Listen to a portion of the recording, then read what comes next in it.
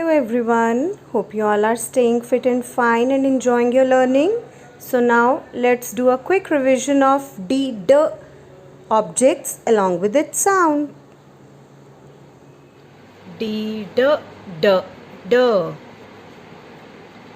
D d door, D d doormat, D d daddy, D d dish, D d dice, D d dining table, D d dog, D d drum, D d duck, D d dimple, D d desk, D d doll.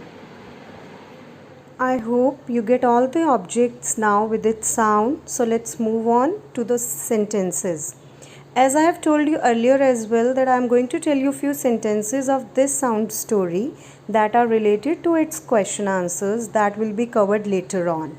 So kindly show the book while doing it, pointing on the objects. So let's move on. Doormat was lying at the door. Doormat was lying at the door. Daddy was eating dinner. Daddy was eating dinner.